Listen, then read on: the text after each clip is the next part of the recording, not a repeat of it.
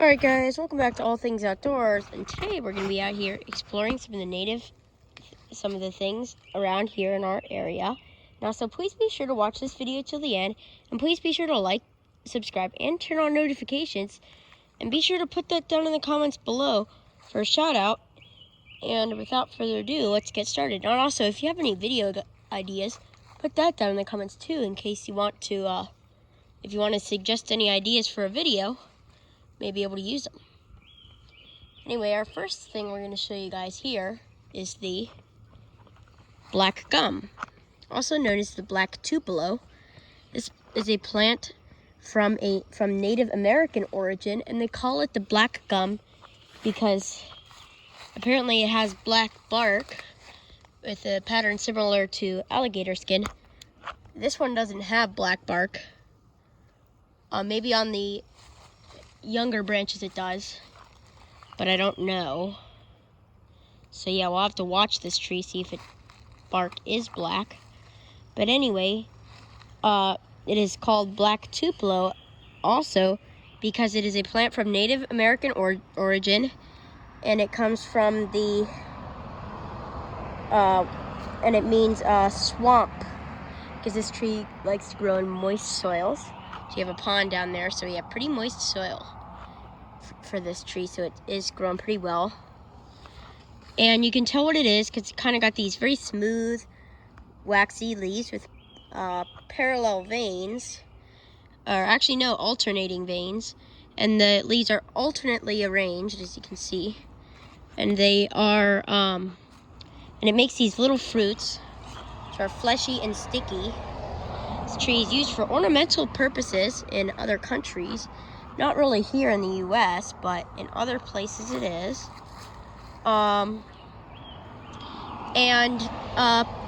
Lots of birds, including wild turkeys, white-tailed deer, and many other animals like to eat its leaves and fruit, and they like to nest in the tree. So a very useful tree for birds and other animals, in case you want to plant it. Grows 1 to 2 feet per year, so slow to moderately growing tree. Pretty cool tree. Absolutely love it. Not at all invasive, completely native to this area actually. So yeah, I highly recommend this tree. And yeah, that's about it for the black gum. It will continue on going down that way. Alright, so now we're here in a different in a different area of the road. We were over there, now we're over here. There's the pond, and here we have the common mugwort. This plant is native to Europe and Eastern Asia. It is sometimes used for medicinal purposes, and it has religious and spiritual significance. It is in Nepalese temples. It is commonly used as an offering in Nepalese temples, and it grows to be just about as tall as it gets. It gets a little bit taller, as you can see. It's still growing. Probably gets to be like 4 feet high. That's very tall. I absolutely love mugwort. There's another bigger patch further down the road that we'll show you guys. Now this plant, in some people, it can give you contact dermatitis if you touch it. That does not apply to me. I do not get contact dermatitis from touching common mugworts. Wow, it looks cool in there. It's like a forest. Does that look like a forest? Let me know down in the comments below. I think it does. It's pretty cool. Just gonna gather a few pieces to show you guys. Now, in some places, this is regarded as an invasive species, and it is considered a weed. Many other places, it is not desirable in agricultural fields because it is kind of weedy and fast-growing. You can tell if you have common mugworts. If you look at it, you can tell. It's kind of a distinctive plant. I don't really know of any other plants that really look like common mugworts. Main way I used to tell if you have common mugwort is, if you look at, you can see it kind of has these leaves which have very deep notches in them and teeth, basically. It's basically how you tell, and it grows in these big colonies, I guess, and it spreads by rhizomes underground. Basically spreads by roots. And it was introduced in the 1800s to Canada and North America by Jesuits in the 1600s, and also it was brought here by contaminants in nursery stock and ballast. Ballast water is basically just what they use in a boat to control how heavy the boat is. Basically, it's just water. Yeah. It's basically about it for the common mugwort. So yeah, we're gonna continue moving on down the road. Look guys, it's a little bunny. We're here at CBF now. Aww. Little bunny rabbit. He's cute. Oh. There he goes. He's hopping away. Yep. Aw, he's so cute. I love bunny rabbits. They're so cute. Look at them.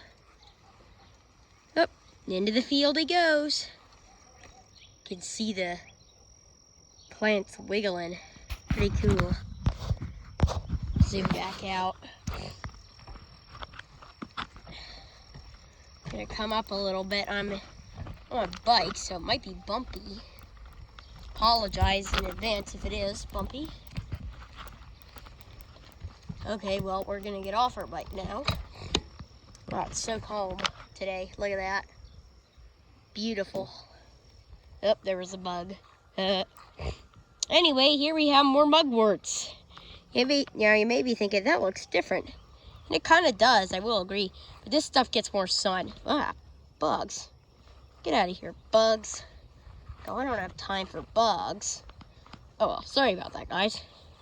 But yeah, here we have more mugworts. As you can see, there's a pretty good amount of it. Very tall mugwort here. This is a bigger colony. And I will admit, it does look different, which is interesting to see. I think it would look the same. Oh, this is cool. Look at this. So where it was like broken off here, look at this. It's growing new shoots. It's really cool. Yeah. More common mugwort, so that's about it for that. Here we have these wild garlic, which is a type of onion. Basically like those wild onions that you see a lot. Yeah. Oh, this is pretty. Wild yarrows. So this is the yarrow. I believe this stuff is native to a good part of North America. Gets to be around anywhere from 1 to 4 feet tall, depending on what type of yarrows you get. Come in many different types. Plant them in your garden, plant them in your meadows, or just leave them wherever you want. Basically, they look good in basically anywhere in the garden. It's spread by rhizomes, and it's pretty cool. Now, I don't think you can do it with this kind, but with the kind that you usually buy at the nursery, you can actually cut, like, see this whole stem here? If you cut that off, like at the very base, you can actually grow a new yarrow plant with it, which is really cool. Because I love yarrows. They're so cool looking. We have some more eastern gamma grass. It's actually endangered. So if you have some of this stuff growing in your yard, don't cut it. Tell what it is. Because it's got these really big broad leaves. Gonna walk a little ways down the beach.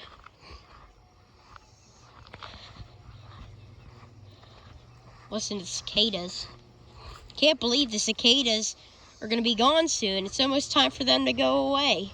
Not gonna be here for only a couple. They're only gonna be here for a couple more weeks before they go away. So yeah, enjoy them while they last if you have them. If you don't have them, go to somewhere that does if you can. before they go away, because they're not going to be here for much longer. They're so cool. Anyway, here we have milkweed, native to basically the eastern half of North America. Stuff grows to be anywhere from like 2 to 5 feet tall. It gets pretty tall. We will show you taller. There's a bunch of tall stuff down that way, which I'll show you later. As demonstrated by the bee, stuff is great for pollinators and insects of many kinds. Milkweed beetles, monarch butterflies. Yep, you heard that right. Monarch butterflies. This is the only plant that monarch butterfly caterpillars can eat. If you want monarch butterflies, plant some of this. You can tell what it is because it's got these nice stems that are very straight, as you can see. Leaves are all arranged they're all arranged parallel to each other in alternating rows. Basically makes like a little plus sign, as you can see here. And they get to be, pretty tall, and they have these nice veins. And the blooms, you can also tell what they are from the blooms. This is a perennial. See, it's got these nice big clusters of blooms. Now, this one doesn't get as much sun. The blooms aren't as spectacular. We'll show you some really spectacular blooms on my way out. So the blooms are just spectacular. And these guys are great if you want pollinators. I absolutely love the milkweed. Spreads by seeds. We'll show you the seed pods later in the summer. Yeah, I'm gonna head on down. Oh, look at this. Got some ducks. Mallards. Whoop. There they go. Gonna walk this way to not disturb the ducks. I love ducks. They're so cute. Especially the little ducklings. Here on the beach. It's like someone had a fire. Yep. Well, people have fires and then the papers fly everywhere, which is why if you have a fire anywhere, really, make sure you don't have embers and burning stuff coming out of the fire unless you're ready for it. We have some lovely black poplar trees, which I love the noise that they make in the wind. It's not super windy today, so they aren't making much noise. Should have been here earlier. There was no wind. Pretty crazy. Probably kind of hear noise. Love that. We'll come here on a windier day to hear that. It's summertime now. Next week, I won't be able to post any videos the whole week. Sorry about this, but I have to go to a Boy Scout summer camp. I'm going to be overnight for a whole week, and they do not allow you to bring your phones. They don't allow you to bring electronics, phones, anything. And I post videos from my phone because I take my camera and then I upload the videos to my phone and post them that way. I could use my computer, but I don't have the right cord. But yeah, anyway. Unfortunately, the cicadas are washing up on the beach, and they kind of stink. They don't smell that bad right now because they're all dried up. But when a whole bunch of new ones wash up, oh, it's terrible. There isn't much wind today, so nothing really smells. And my cold doesn't make anything smell that much either. Oh, here's the stream that I built earlier. Yep. Tide's starting to come in. Yeah, that was flowing really good earlier. Oh well, and here's some more common mugworts that I planted. They're wilting a little bit, but they will perk back up. Might do an update on them tomorrow, because tomorrow I don't have anything going on. So yeah, I'll hopefully be able to do something with that. Yeah, we're gonna continue on this way, and we will see ya when we get there. Look, it's the ducks. Aren't they cute? Lovely ducks. We're not actually that close to them, just zoomed in. The male is sitting. The male is the one with the green head and bright orange feet. And the female is the other one, the brown one. And he actually has a little patch of kind of a blue-violet color underneath his wings. You might be able to see that dark spot. It doesn't really show up that well on camera, but, you know, you probably have seen mallards before. Don't really need to go into much detail about the mallards, but I love mallards. They're so pretty and so cool. Yep. Well, we're going to continue moving on down the beach. All right. Yeah. And here we have the Adam's needle yucca. This plant is native to arid regions of the U.S., basically the western U.S. It's basically native to the western half of the U.S., but it does do well in our eastern climate. And this is actually, even though it's non-native, this is a beneficial plant to many animals around here, as it is great for pollinators and many other things. And pollinators absolutely love it. Hummingbirds, bees, and all sorts of other things go berserk for this plant. A lovely plant for pollinators. As you can see, I'll show you a big yucca over there. This plant is toxic to humans, but not to animals. And it gets pretty tall. It gets actually a good bit taller than this. It's be like 6 feet tall. They get big. And they're pretty easy to recognize. Flowers look like this. And the leaves basically look like this. And birds will tear long strips off the leaves to build their nests. And also birds and other animals will shelter in it. And they will use this plant, to their advantage. I'm going to move on and show you guys a bigger yucca. So yeah. Alright, so now we're at the big yucca. And as you can see, has these nice leaves, these little stringy thingies. So that's basically how you tell what they are. Pretty easy to identify plants. Got these big tap roots, and they also have these spiky tips on the leaves. Which, if you don't like spikes, I guess you could cut the tips off, but that would look silly. Just leave them as is, unless you're really worried about the spikes. So yeah.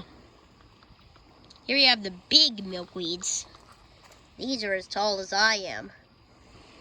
See, look, they take up the entire frame. Let's step back a couple steps.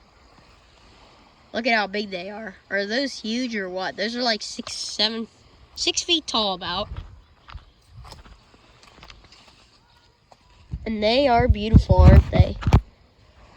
Absolutely love the yuccas. Or not the yuccas. Well, I do love the yuccas and the milkweeds. Absolutely gorgeous. Look at this. Little ones growing out from in the rocks. They're growing all up in here. Culvert. If that ever clogs up, we could do a video. Pretty cool. Drains this area up here. And I guess it goes out into the bay. And the culvert is supposed to go all the way out into the bay, but it's buried in the sand. My guess is that a section of it washed out. Or it just got buried, because they didn't put it out in the bay too far. Far enough, sorry. But yeah, giant milkweeds. Love the milkweeds. Pretty cool. I also like these. Those are kind of pretty. Alright, so here's some larger milkweed blossoms. So you can see they're very pretty. Gonna get off our bike here. Took it for a ride on the beach. Did pretty well.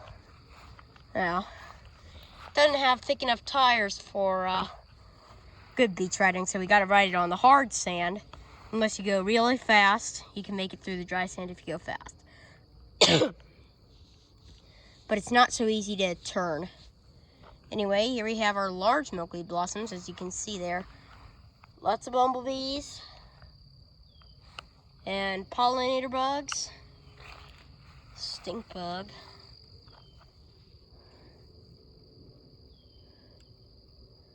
They aren't very smart. Whatever.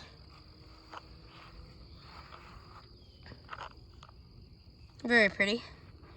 Anyway, that's going to be about all for today's video. So once again, be sure to like, subscribe, and turn on notifications. Be sure to put that down in the comments below saying that you did that for a shout out. And we will see you guys on the next adventure.